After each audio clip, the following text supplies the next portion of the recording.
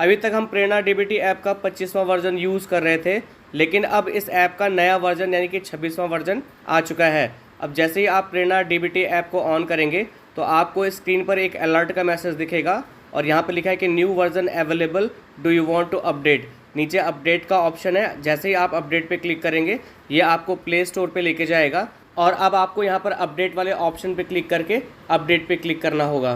जैसे ही app update हो जाएगा हम यहाँ ओपन वाले ऑप्शन पे क्लिक करेंगे। अब इसके बाद हम आपको बताते हैं कि जो 26वां वर्जन है उसमें कौन सी नई चीज़ें अपडेट की गई हैं। हम यहाँ डीबीटी वाले ऑप्शन पे क्लिक करेंगे, उसके बाद क्लास अलॉटमेंट वाला पेज आएगा, हम यहाँ पर नेक्स्ट वाले ऑप्शन पे क्लिक करेंगे। अब आप देखिए, अभी तक जब आप 25वां वर्जन यूज़ कर रहे थे तो उसमें ये वाला फोल्डर जहाँ पर लिखा है कि अभिभावकों माता पिता का डाटा भरें और प्रमाणित करें, ये भी होता था।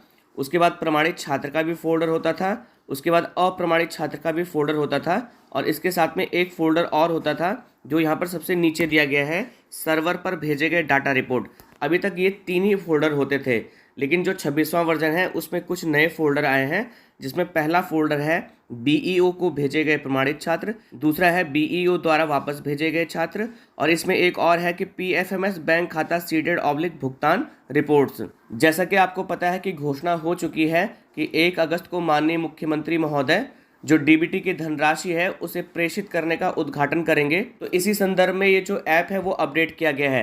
देखिए, पिछले साल भी यही ऑप्शन होते थे, अगर आपको याद हो। एक बार हम आपका रिवाइज करवा देते हैं, ये जो नए ऑप्शंस इंक्लूड किए गए हैं इनका उपयोग क्या है। तो देखिए, इसमें जो सबसे पहला वाला फोल्डर है अभिभावकों माता पिता का डाटा भरें और प्रमाणित करें, जब आप इस पर क्लिक करते हैं तो आपको बच्चों का विवरण भरना होता है। उसमें आप बच्चों का और अभिभावकों का आधार सत्यापित करते हैं। जब बच्चों और अभिभावकों का आधार सत्यापित हो जाता है तो वो बच्चे यहाँ पर आपको प्रमाणित छात्र वाले फोल्डर में दिखते हैं। अगर किसी बच्चे या अभिभावक का आधार प्रमाणित करते समय कुल अटेम्प्ट खत्म हो जाते हैं, यानी कि 6 के 6 अटेम्प्ट खत्म हो जाते हैं, तो वो बच्चे इस अप्रमाणित वाले फोल्डर में दिखेंगे। इसके बाद देखिए, जो प्रमाणित छात्र हैं जिनकी संख्या यहाँ पर 40 है, ये बच्चे अब बीईओ को भेजे गए प्रमाणित छात्र में दिखाई देंगे। देखिए, ऐप अभी कम्प्लीटली अपडेट नहीं हुआ है, लेकिन हम आपको बताना चाहेंगे कि बीईओ के लॉगिन आईडी पर जो हर विद्यालय में प्रमाणित छात्रों की संख्या है वो बीईओ के लॉगिन आईडी में पहुंच चुके हैं और उनको वहां से आगे फॉरवर्ड करने का कार्य किया जा रहा है। तो जैसे ही ऐप के अपडेशन का कार्य कंप्लीट होगा, ये जो प्रमाणित छात्र हैं वो आपको बीईओ को भेजे गए प्रमाणित छात्र में दिखाई देंगे। अब देखिए, अगर आप किसी बच्चे का आधार प्रमाणित कर रहे थे और गलती से किसी दूसरे बच्चे का आधार प्रमाणित हो जाता है तो आप अपने बीआरसी से संपर्क करवा के उसे रिवर्ट करवा सकते हैं।